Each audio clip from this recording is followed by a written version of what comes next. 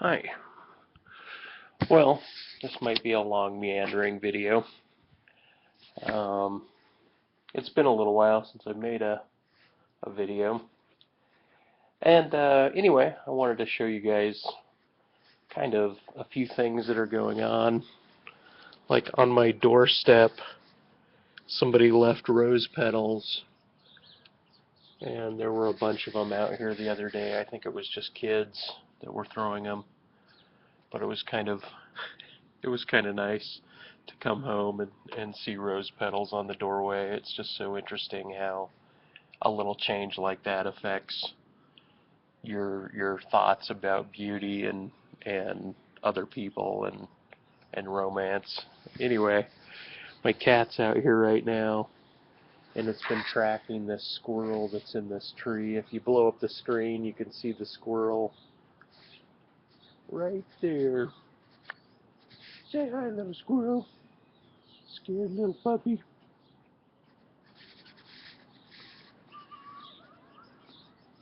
Anyway, I'll let the squirrel be. But, so, it's a bright spring day. I've been staying holed up for some time now. And, I've been working on a project. So I haven't been doing the regular painting and philosophy videos, even though I need to get back to that painting. There's probably going to be quite a few interruptions before I finish that painting because it's so big and complicated. But I've been working on these these 5 panels, and it's for a large abstract that's going into this house, this mansion's staircase. So there are 3 of them, and here's the other 2. So it's a job that I picked up that I'm kind of psyched about. And overall, the whole thing is supposed to come out looking like that, like those 3. Did several mock-ups for them, and those are the ones that they chose, so I'm pretty excited about doing that and getting those completed. So that's why I haven't been online lately.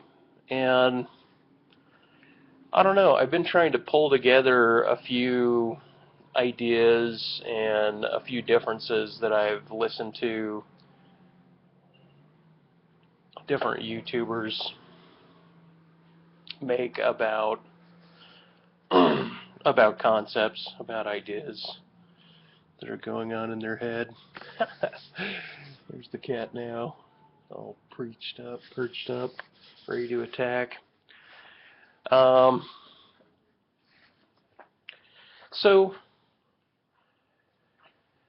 where to begin?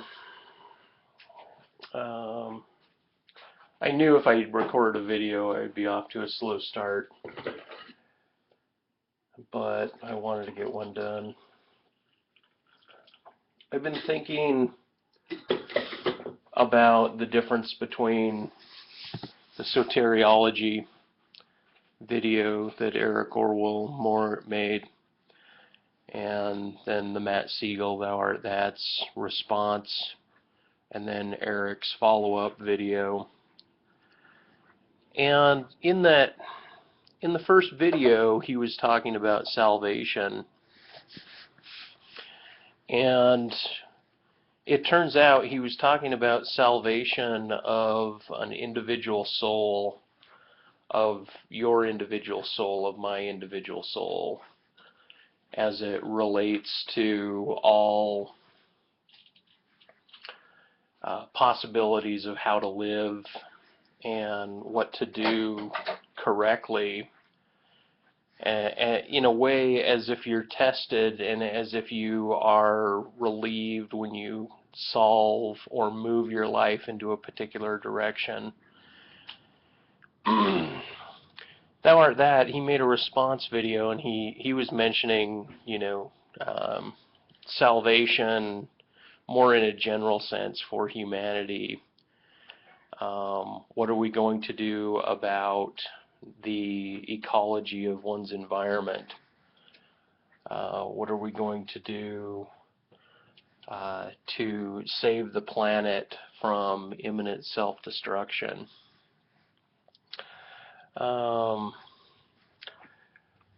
And he talked a little bit about transhumanists, how he's not a transhumanist, he's not a pantheist.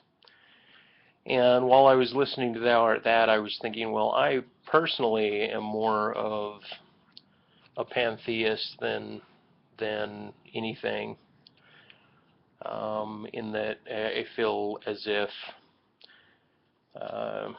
God radiates through everything, through all thought, through all matter, through all things, and it can be jumbled and displaced, and it can be slippery, and there can be a lot of slippage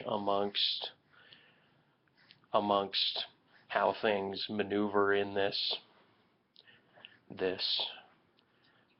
God-filled world.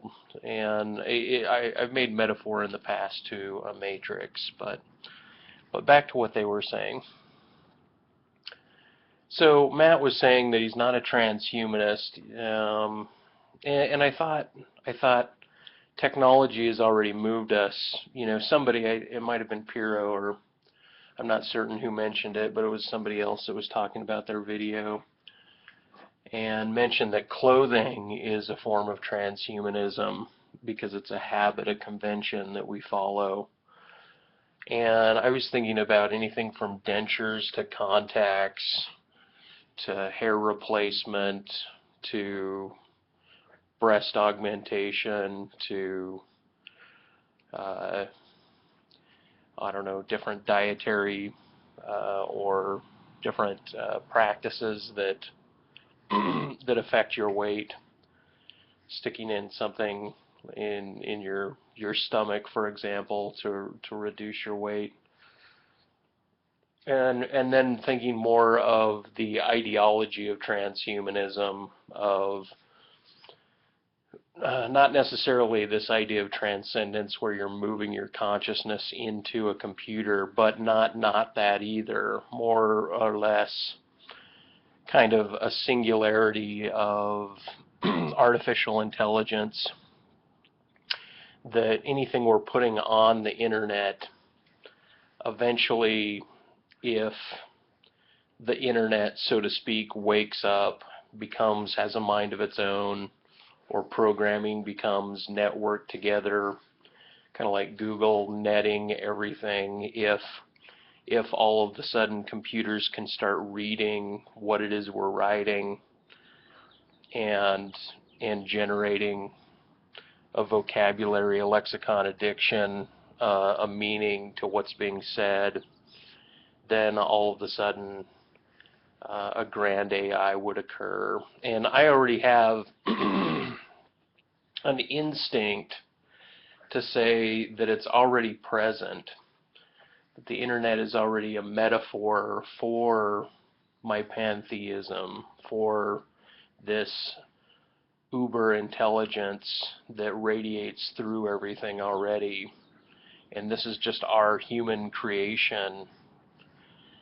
And it's weird, on the more imaginary sense, I think, oh, okay, well, what of these conspiracy theorists who think about, you know, Area 51 generating all of this technology for us based on alien spacecraft that's landed? And for those that are skeptical about aliens, and you know, it's like, once again, think about the evidences that are present that you can already find online in terms of the unexplainable. The unexplainable are vast and many, and there's a lot of them. I mean, from the spiral over Russia or Amsterdam to the UFOs sighted, to personal testimony not unlike my own with orbs and so forth. There appears to be, in my mindset, a greater intelligence, whether one wants to call that God or not. It appears as if there's something that can affect from the outside in our lives in an intelligent way. And then when you think about the track of your life, what it is you're doing in your life, how it is you're relating to your universe. This brings me back to Orwell's response to Thou Art That, saying salvation is not, in terms of how he's referencing it, it's one's relationship with one's environment. If you're not at peace and at ease with your universe, you've already separated yourself off from it. Therefore, you've violated, you've created a dichotomy between yourself and the universe, and you've done so in a harsh or vengeful and passionately distinct way as to not be at ease with one's environment. And that this is a meditative process, and that it's the first, he didn't say this, but in my case, I'm referencing it as the first step that one has to take in order to be intersecting their environment well, put it this way, in order to be saved in kind of the Egyptian mode of being saved, that your soul is weighted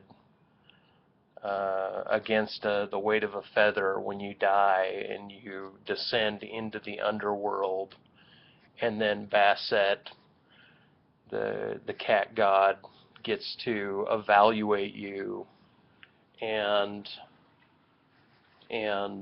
Osiris gets to weigh you, and your soul is put through a process. Otherwise, Basset casts you to fire. And so it's that initial notion of hell in terms of flames, and then in terms of hell is a heated place that is very, very fast. It's almost like, because you were not fast in your life, we're going to make your soul as fast as we can. We're going to burn you at Fahrenheit 451, and you have to descend into the underworld prior to coming out of it, or it's an infinite star being. You become an infinite star. You hear of a lot of people talking about souls as stars. We are stars, or we are stardust. And that's more of a pragmatic description. We are stardust. But this idea that our soul is a star, and that stars burn. And so for those that sin, their soul burns because they were not with the quickness in their life.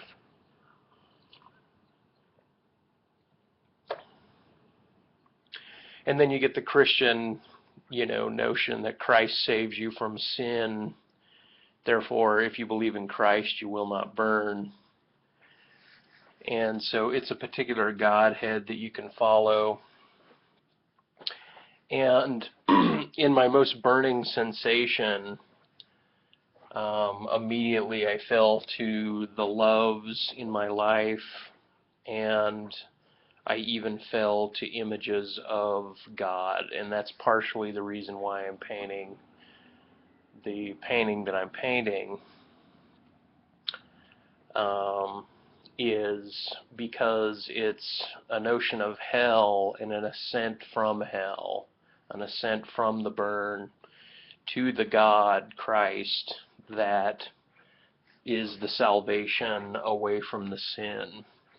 But then again, I sat there and I thought, well, I've sinned plenty in my life relative to these notions of religiosity, and I'm slow in a lot of aspects of my life, and I've stumbled through a lot of things trying to get to where I am. And I am more confident in the universe unfolding in a particular manner and just accepting that particular manner. And that would bring me more to a deterministic outlook.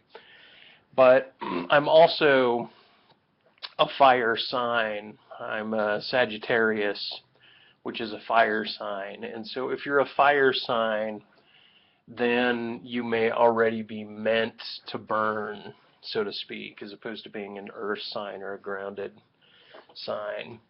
And so I sit there and I think, what does it mean to firstly be okay with one's environment? And I have chronic pain, and I try to mitigate my chronic pain, but I also wonder what it's like to accept the pain as just another color on the palette of experience, try to paint it out, try to peel it out by taking pills. And yet at the same time, for everything that it is that remains, it is something that has to be accepted and placed forth and then bonded with. Take a bonding to the suffering. Come unto me, or I'll suffer unto me all the little children. If we're all children of God, then we all suffer. And so this brings in this notion of suffering, and then what to do in terms of like a Buddhist philosophy of suffering, or in terms of listening to people who have had great suffering, how it is they reference it relative to accepting it, relative to de-evaluating it, turning it into a neutral, putting it in the background as a background fixture. It seems to be common, at least with the people that I've interviewed, and myself, and that's why I make arguments the way I make them about suffering, accepting suffering, transcending it, de-evaluating it. And so what does it mean to transcend suffering? I mean, this is where the Matt Siegel, like, for the environment, for others, for humanity, how do we transcend our environment, or transcend the suffering? And immediately I'm drawn back to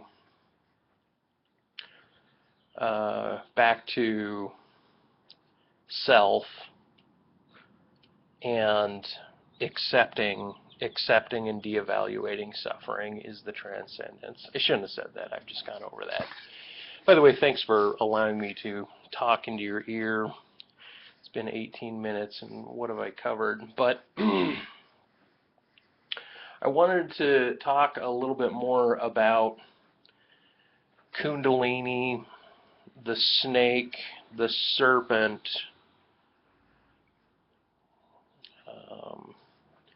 the notion of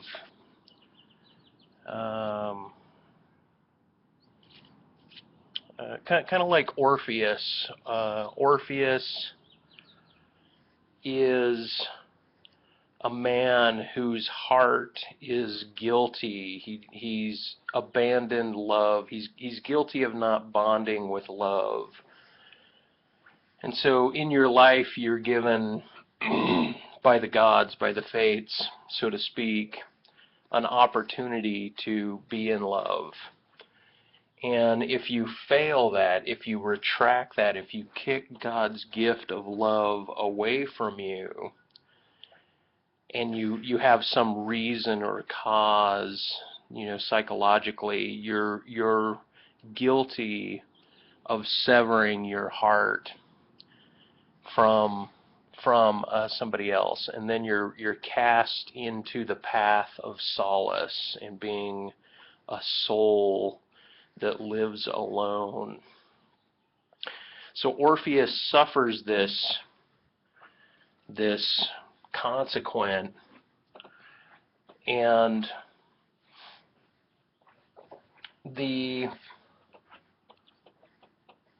so I was thinking about what it means to be lowered in one's chakra, to walk in solace, to live a malevolent yet grounded logic, as opposed to somebody that has relationships, not just relationships with other people, but heartfelt connection with other people, such that they're raised up by their environment. The way they've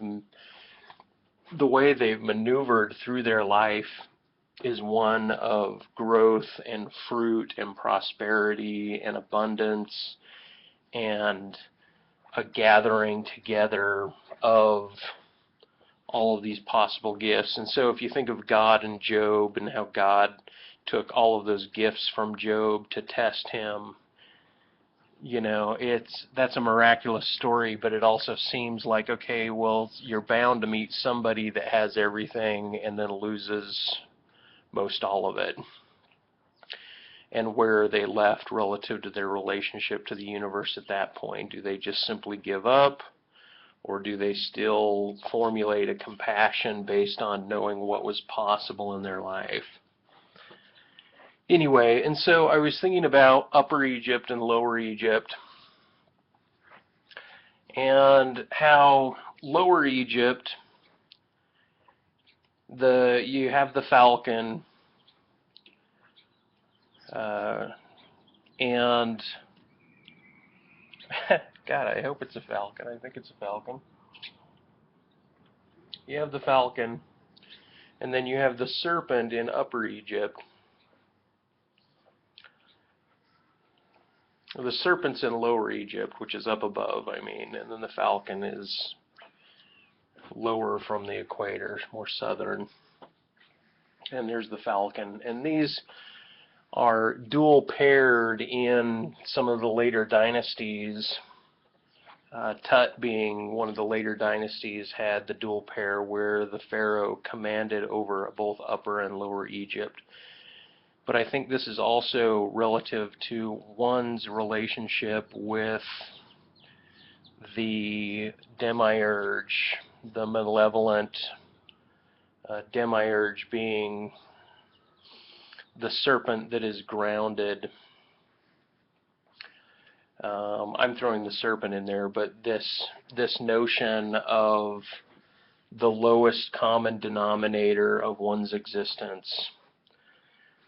And then raising up through serpent away from this logos, this logic, into the falcon, into the bird, into the psyche, into release, and hence bondage with God, with spirit, with the universe, with the other, and doing so in a complete negation. You fall into a higher form of logic. And by higher form, I mean all of a sudden now you're considering not just relationships, but imagination as it transforms into the notions of possibilities. You get certain religions that have a whole different history, which yields a different perception about what's possible in the future or in one's relationship with their environment. So if you change one's history, or you change what it is you're looking at in history, you're going to change how it is you relate to your universe. But I strictly want to get to this idea of lower logic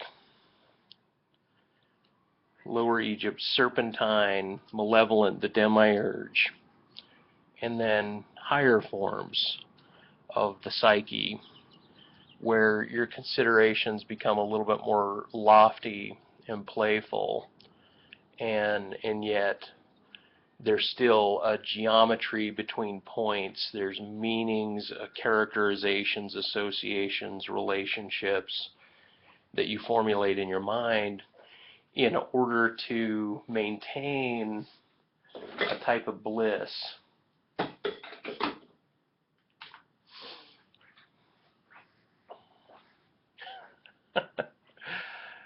Okay, so what does it mean to move up through one's kundalini? What does it mean to negate one's grounded forms of logic, to deny the root base of one's identity? Everything you think you are, you have to let go of. And so this would be the idea of losing the ego, everything that the psyche is currently bounded to, from which you generate the logic that you maintain.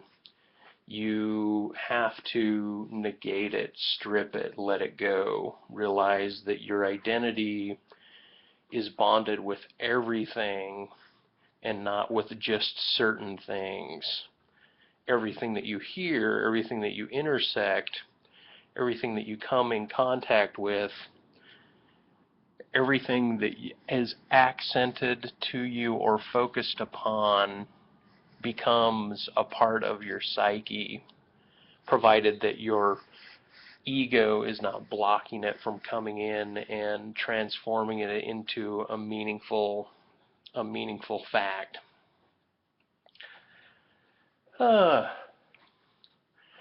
So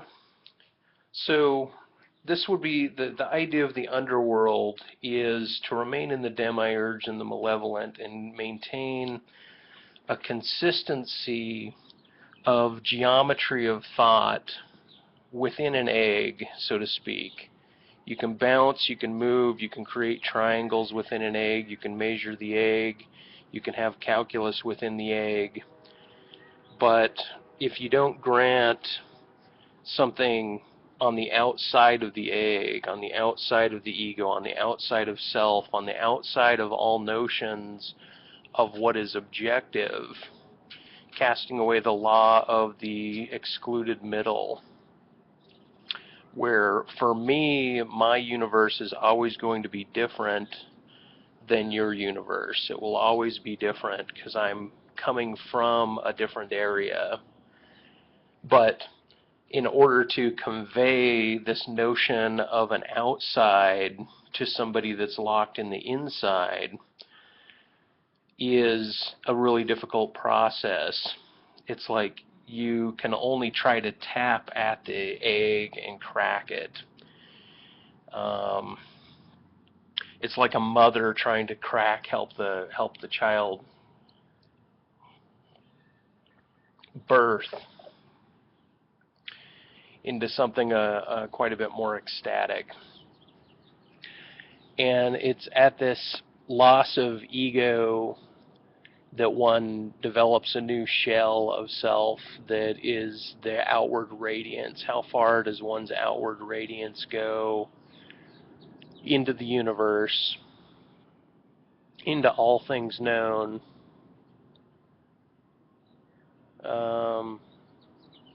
Such that you would say that the limit of everything that you know and can associate with, can believe or can imagine, is the limit, is the new outer ego, the new outer egg, to the point where you realize that the very fact of your language, what it is you're speaking, how it is you're speaking, is also a limit.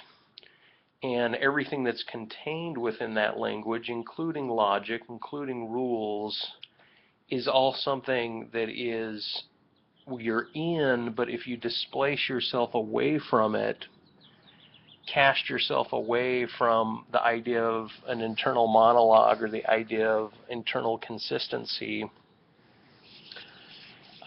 then a certain madness can arise.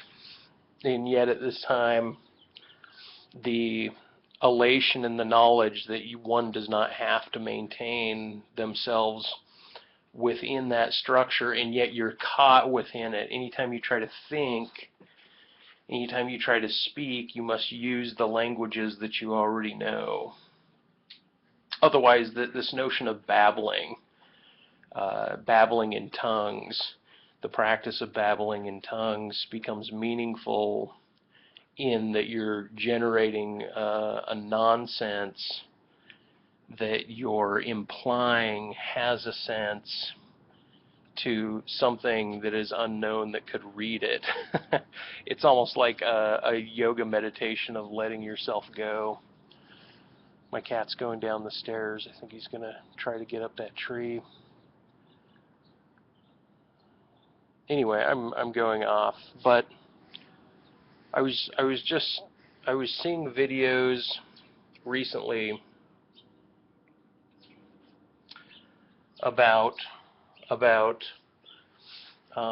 psychosis and Kundalini meditation. For some reason, Photosucus keeps sending me videos trying to get me to encapsulate my experiences as opposed to listening to me objectify an intelligent outwardness to them.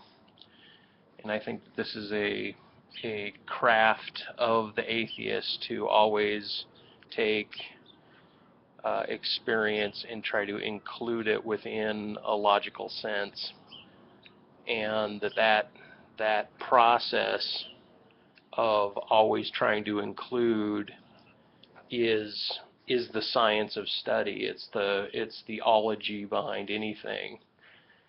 And yet, if one is addicted to ologies, instead of letting ologies go to the wayside also, then one is still encapsulated knowingly. And I'm trying to stretch words around ideas also, trying to encapsulate them, bring them into the only thing I've ever known as language and sensibility, as if I'm speaking to people that will understand what it is I'm saying. But there's something about flying to the heights in the periphery. The saints live a relational, heightened discord of their psyche, their imagination. They approach the material world from in flight. And here by saints, I don't mean Mormon saints or Catholic saints, but the idea of saints, the idea of whom is living well and whom can allow their imagination freedom for flight to look back on their lives at particular points, but very, very many points all put together as if they're building an ocean in the sky that they're able to swim in and peer back at the material world and skip from idea of possibility to idea of possibility. And this is where you get the idea of like the caduceus in medicine, taking the materiality of the body, and through medicine and through technique, you're raising the snake, you're raising the kundalini up the caduceus into its winged pattern, the flying snake. The flying snake is kind of the crown of Egypt also, how to bring up the grounded material into the flight, how to connect Lower Egypt to Upper Egypt, how to raise oneself into a relational pattern that is negotiated such that people sense it as blissful and lofty, And here I am. I'm smoking a vaporizer. I'm drinking coffee. I'm maintaining heavy legume diet, very heavy weighted. I mean, I don't know. I'm light in that I have a vegetarian diet, but I'm heavy in my legumes and beans and dark nuts and yang diet, such that it's grounded. And so the idea of yin and yang is also this plurality of bringing oneself away from the material into the heights, into flight. And some people are comfortable living their lives on the ground. As a matter of fact, they sit there and they're on the ground and they're like a snake on the ground that's upset at the birds for not staying on the ground more often. And so they stomp and yell and they slither on the ground and they say, look at what I can create, look at what my pattern is here on the ground. But they don't sense that there is anything to be said about the wind that carries the wings of the birds.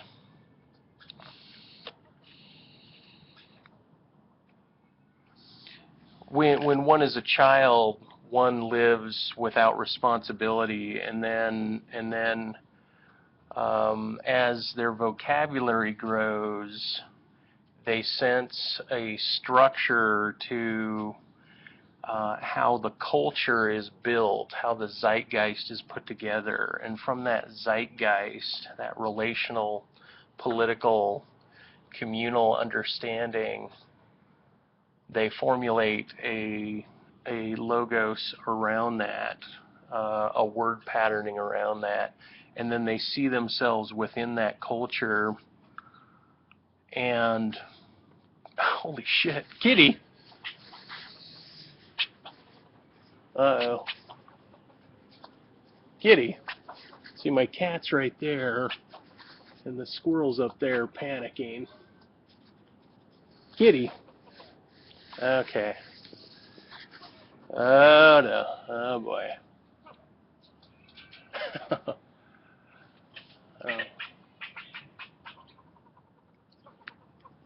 Let me keep the camera on here. Come on, squirrel. Kitty. Cat's all the way up the tree. I mean, here's an idea of a lofty cat, a cat that believes in heights, a cat that can go places with possibility, yet it's on the hunt. Get down.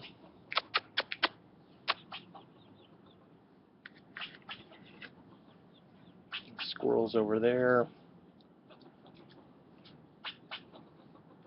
yelling.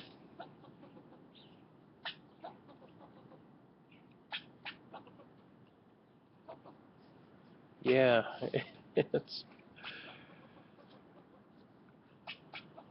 I mean, and then here I am, you know, trying to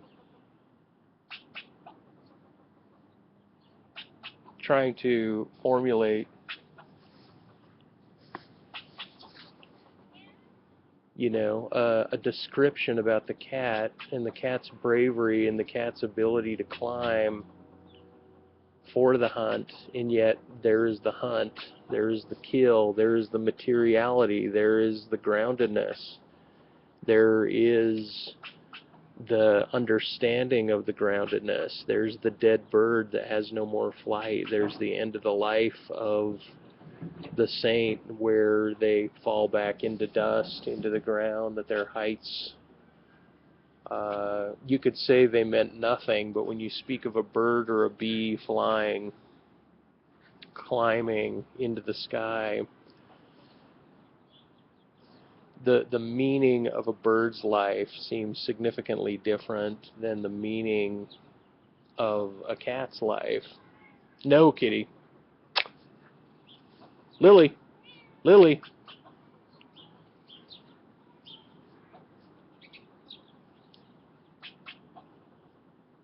Oh boy. Okay, now it's getting more harsh. How am I doing time-wise?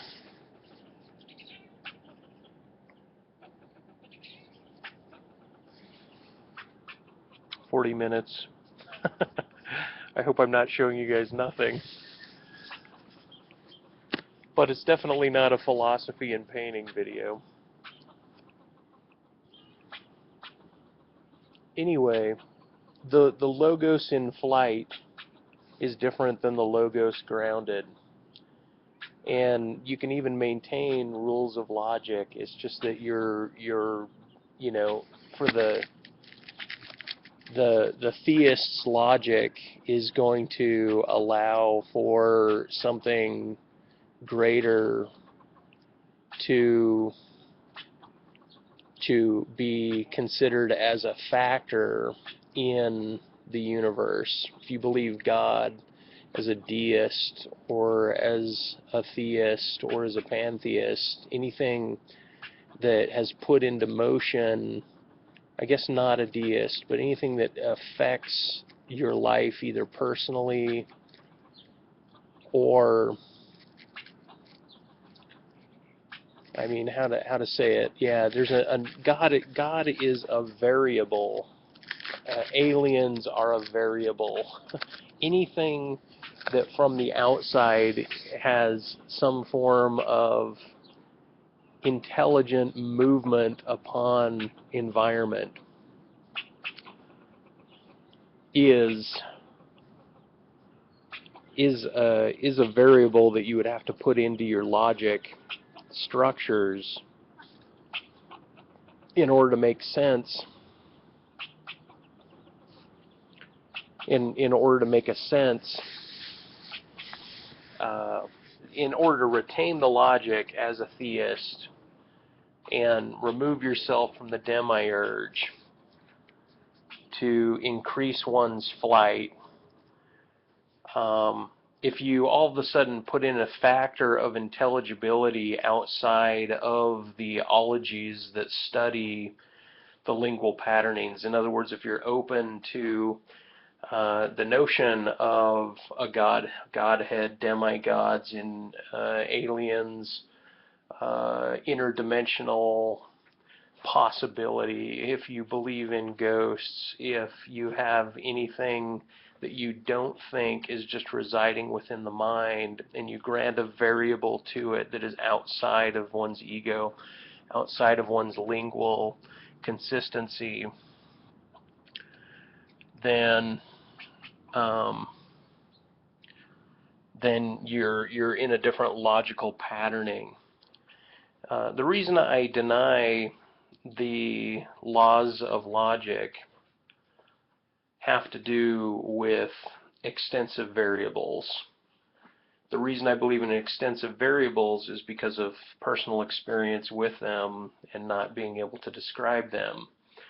I feel as if I am all alone, even when I look at notions of psychosis, ego, deflation. There doesn't seem, yeah, I found a couple people on there that claim to have seen orbs, or plenty of people that have claimed to see ghosts. So they throw these variables in the mix.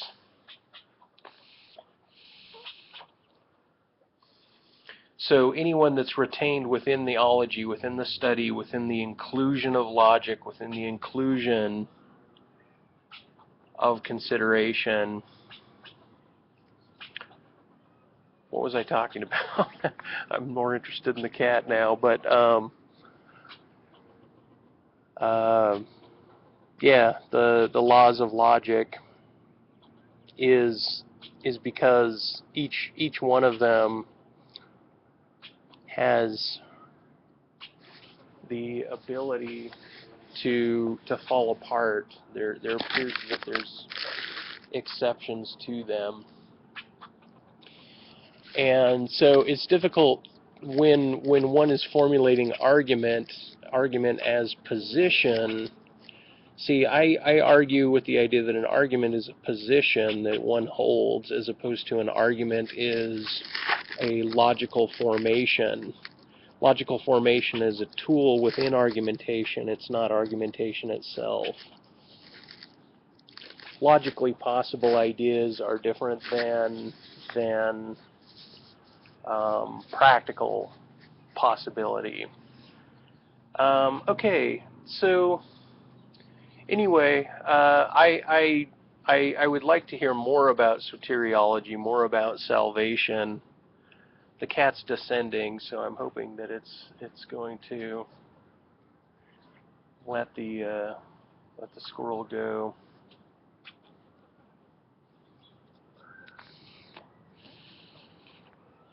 Really? No, now you're stuck, huh? Now you're stuck in your tree.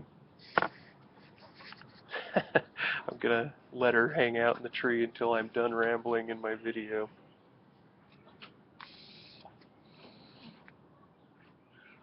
And then I'll go down. Got it? Okay.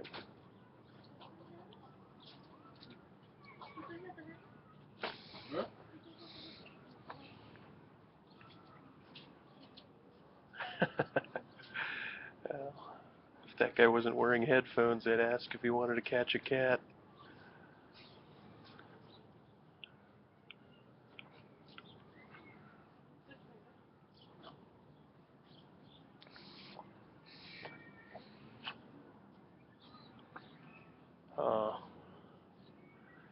Yep. Let the cat sit there and learn about its ascent, how it got stuck on its ascent.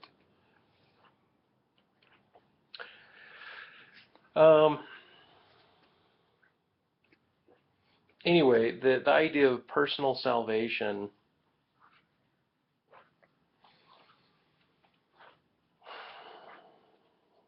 I mean, listening to other people is one thing. Listening to them like with earnest intent and clarity and focus, trying to come up with trying to figure out where they're coming from if they appear to be, outside of your way of thinking, and accepting them as opposed to putting a wedge between them. Kind of like if you downvote any video, it's almost as if you're saying, I'm putting a wedge between myself and the person speaking.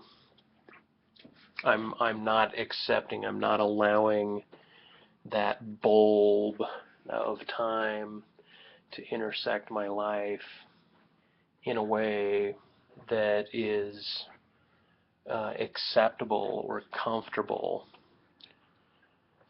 So what does it mean to save oneself in a Christian religious sense as opposed to war?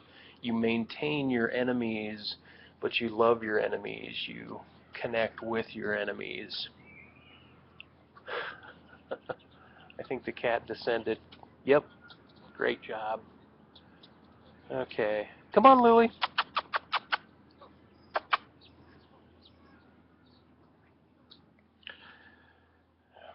But I when I'm meditating alone, I come up with these ideas.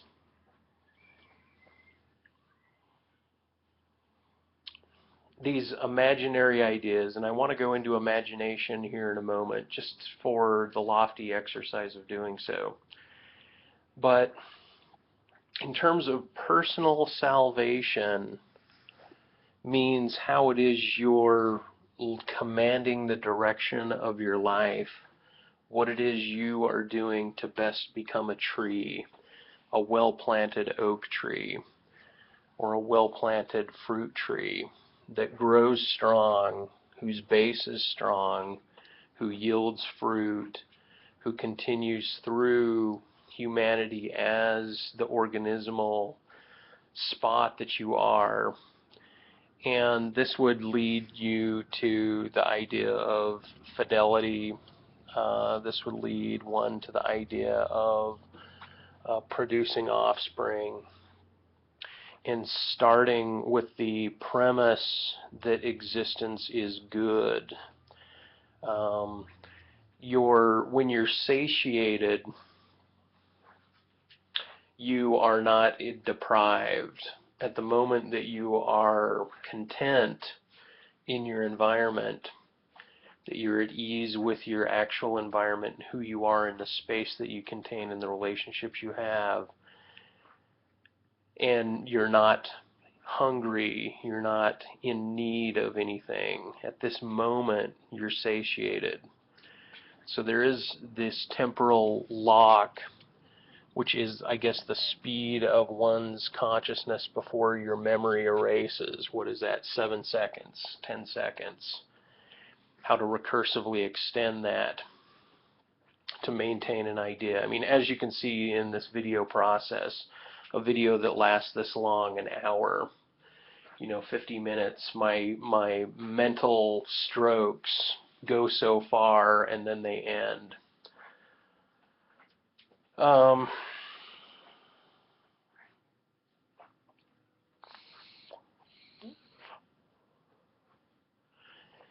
But what I was getting at was there's this temporal length of time that you can sense yourself in a satiated moment where you're not deprived, and this would be the moment of conception.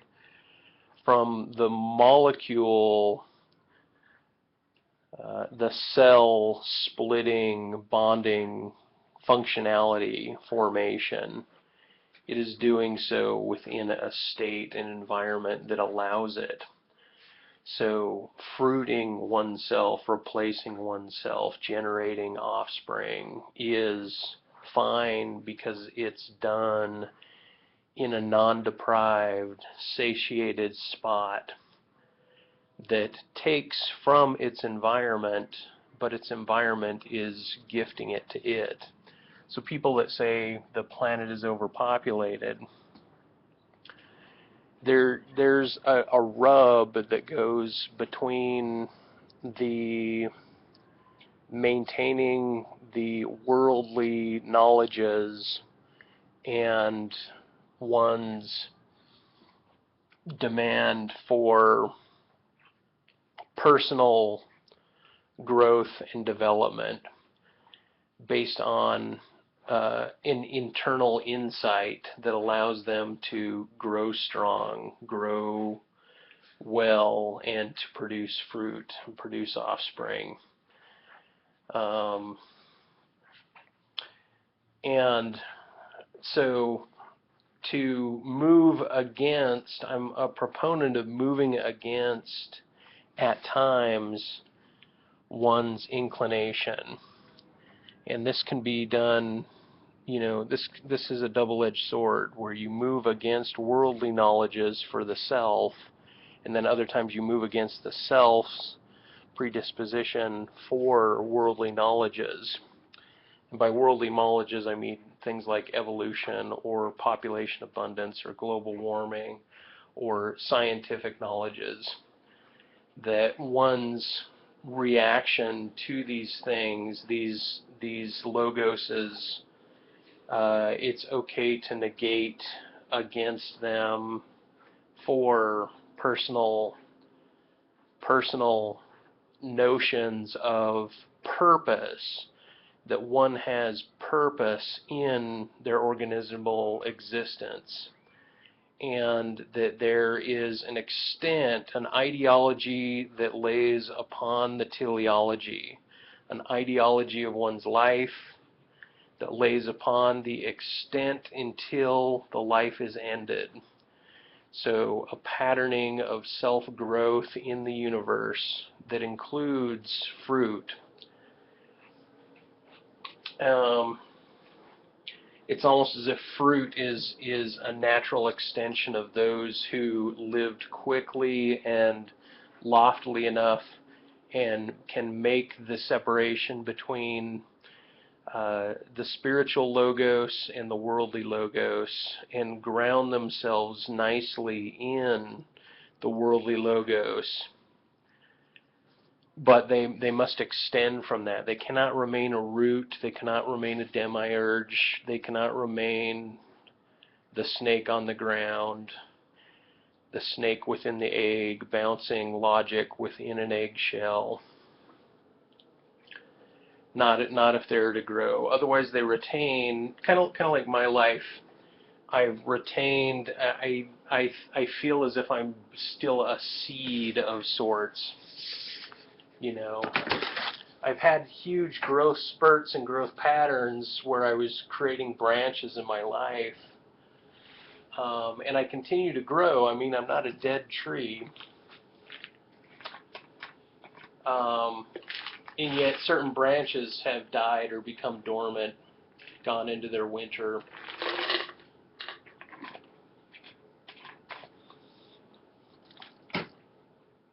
I do create a legacy, but I don't attempt to create a legacy. I just happen to know there's a legacy from my creations.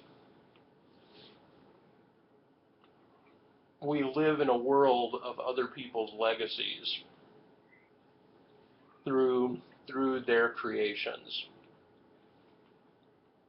In terms of our relationship to synthesis, not nature. Nature in the non-synthetic way, in the non-reductive, is nature a part of synthesis or is synthesis a part of nature sort of reduction, where nature would become out dominant over synthesis.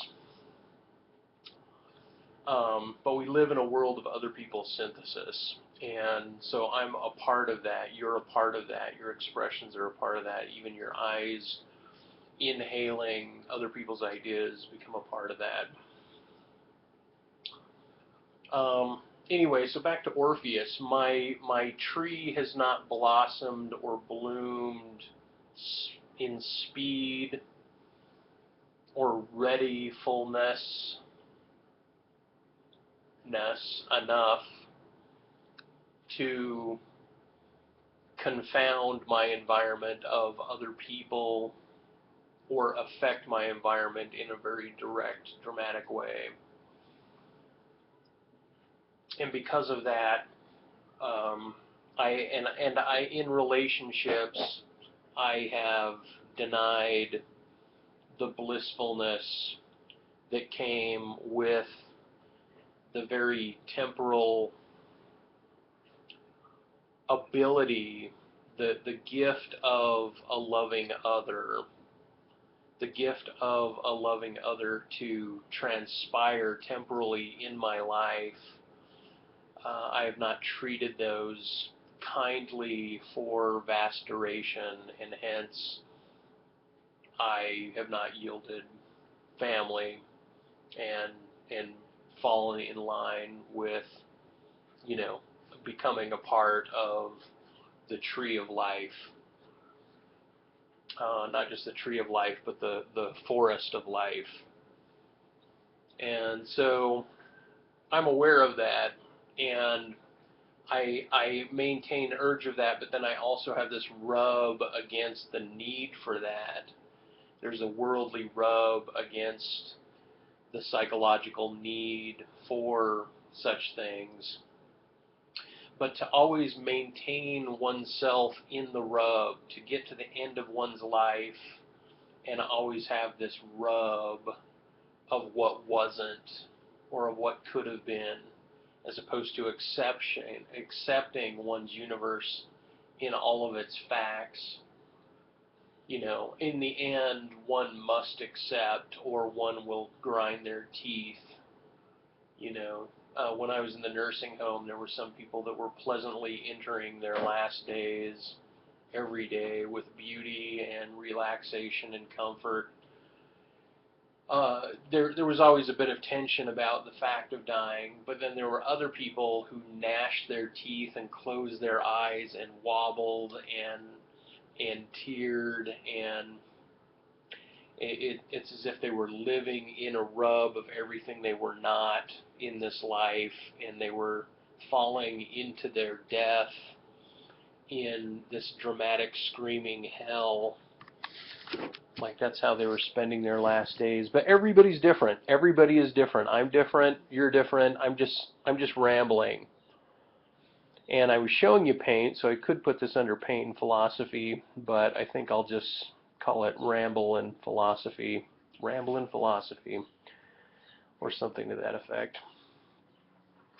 I don't know. Thanks for joining me on this. I guess I'll make another video later on exploring imagination possibilities, and it would be great if people came up, instead of allowing Hollywood to dominate what our imagination is, or other people to come up with stories of imagination, that just because you're not fruitful enough to, or you're not, sophisticated enough, or you don't have the availability to create characterizations or animations of your imagination, doesn't mean you can't talk about them and formulate possibility and new possible space, logical spaces that are non-practical spaces, but nevertheless logical spaces. As an example, the idea of bringing Titan, the moon, into an orbit with the Earth, to move around with the Earth on an orbit on the opposite side, or to populate Mars, populate the moon, to terraform them, to just speak about the possibility of what it would mean to wrangle another planet into an orbit, or to populate and terraform another planet, to explode in different possibilities. I mean, game makers are great for this, but yeah, the world of possibility, the world of imagination, the world of future AI, the world of complete transparency, and in my case, the world of more drugs for pain reduction and carrying on in my day-to-day. Anyway, yeah, it's about time I call my patrons and see what to do about these large pieces. Okay, I'm just babbling. Babble. Comments are lovely. Notions are lovely. I did want to create, there's characters of the past that if you learn them, you learn possibilities, metaphors for one's heart, metaphors for one's life, metaphors for how other people have similarly lived a life. But the ancients are gone. The possibility of reincarnation is a psychological description, a comparative analogy. I'm still content at the idea that everything is unique in everybody's universe and could never be replayed. Hence the notion of a reincarnated disposition is always fettered with other facts of life.